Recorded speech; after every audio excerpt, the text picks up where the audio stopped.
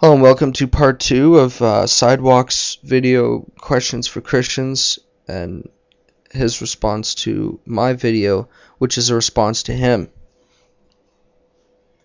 Well, God didn't write the Bible, unfortunately. If we could prove that the Dead Sea Scrolls were in fact written with some kind of ectoplasm from another dimension, then perhaps we could discern the fact that this book was written by a supreme being. But unfortunately, those scrolls... Again, this is where I see atheists will look at things and no matter what not believe. No matter what you tell them about the Bible, they just won't believe it. It has to meet your needs of God-inspired ectoplasm. Well, that ectoplasm from another dimension would now become a part of this dimension and a part of things, and therefore be here now in this world, and then suddenly that would not be good enough for you guys. You know, you say, where's God? We can't see him. Well, God's the creator of everything, and he doesn't exist inside his universe, and that answer isn't good enough for you. And then we say, well, we saw Jesus, that was God in the flesh, and the things that he did, and then suddenly that answer is not good enough for you guys. And so I think either way, you're just going to try and find loopholes and ways out for your unbelief. But that's up to you. Now, I would say that there are ways we can prove the Bible is from God.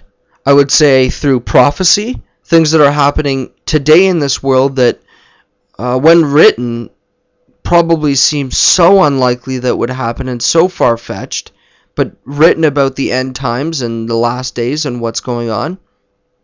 That's one. Number two is the supreme moral teachings of Christ that have not been fulfilled by anybody else or have been able to be kept by anybody except Christ fully. I would say the historical documents in the Bible that time after time, every time we dig up artifacts in the Middle East and in that area, that they support what the Bible's teachings. Even at one time, they say, oh, well, that's false, what the Bible is saying here. That we then find new artifacts dug up that support the Bible, and that it was actually man that was wrong in their understandings of it. I would say that the Bible best explains why there's so much prevalent evil in the world, and why, you begin to see things and why things are the way they are in the world when you understand the explanation from it by the Scripture. And also that the Bible best explains why everything in the universe exists rather than nothing. Why we have a consciousness. Why so many people are against Christianity, even though if they're real Christians and they follow Jesus, it's a pure message of love right down to the core. Scrolls were written by the hands of men, and that's pretty much a fact. Anyway, you go on to say that many regular... Well, let's look at something that isn't a hand of man or men getting involved with. The virgin birth, where this is God, or the resurrection, for example, where this is God ordaining his Son in creation, showing people that this is the real deal, that this is him, by this miraculous birth, so that people would know. And then also the resurrection of Christ, showing that this guy wasn't just some crazy lunatic, because we all know there's many nut jobs in asylums that think that they're the Son of God. And this is God authenticating his message by the resurrection, because if he was just a blasphemer, then God would not have raised him from the dead.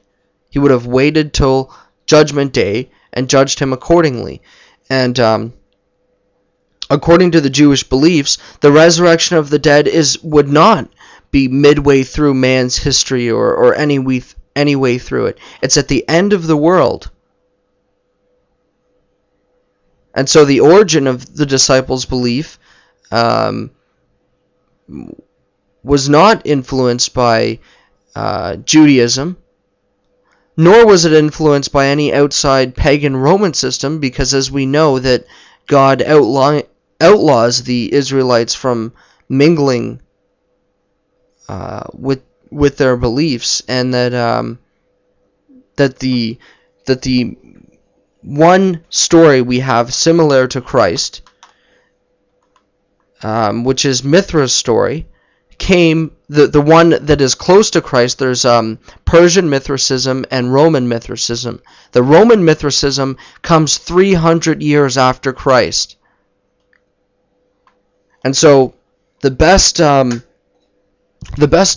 origin for the beliefs, and I would contend from the evidence, and there's many sources you can go to find about this, is that he in fact did rise from the dead.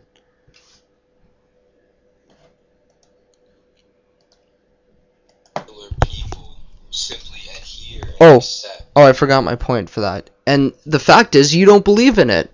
So here we have a situation, kind of like the endoplasm thing you gave an example for, but you don't believe it. So when you get the proof, you won't accept it. When you don't have the proof and Christians don't answer because they feel like it's fruitless, wasting their time, well, you say that a lot of atheists will say that, well, look, they're cowards. It must be false what they believe. So, I think either way, if you get answers, no matter what, it's not going to make a difference. But maybe we'll see. I hope I'm wrong about that. Word of God. Well, to adhere and to accept something, to adhere to and accept something.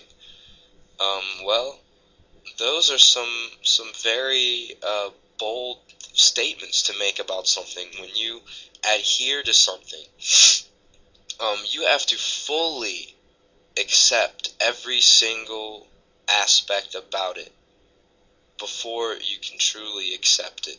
And unless these Christians take the Bible completely literally, word for word, as the Word of God, they can't adhere to or accept it. And unfortunately, I was never able to adhere to or accept something unless I was able to derive truth from it. And the Bible is just a book. It's a 2,000-year-old, multi-edited, translated piece of literature.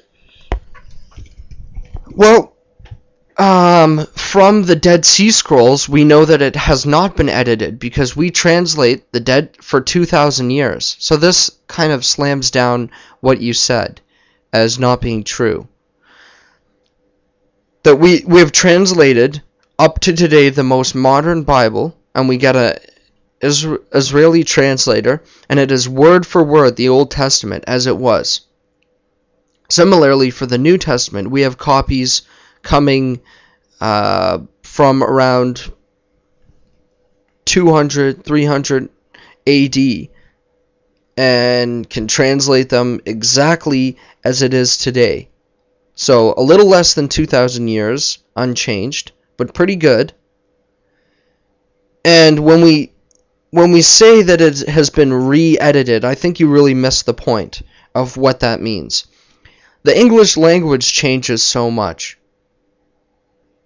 It's so diverse. It's always changing. We don't speak the same way we did 50 years ago. And so, because the Bible is such a popular book, and it's not just some book, it's actually the best-selling book and continues to be the best-selling book in the world, but that doesn't mean it's true. I wasn't making that correlation. That we re-edit it to fit the language. I mean, we don't say, "Does thou want to go with thy for a walk to thine marketplace today?" No, I'd say, "Hey, you want to go with me to the mall?" And so, because it was harder for people to translate it, because it was harder for people to understand it, they translated it to keep up with that. And let us use an example where they didn't do that. In around the 1970s, oops, I'm out of time. Stay tuned.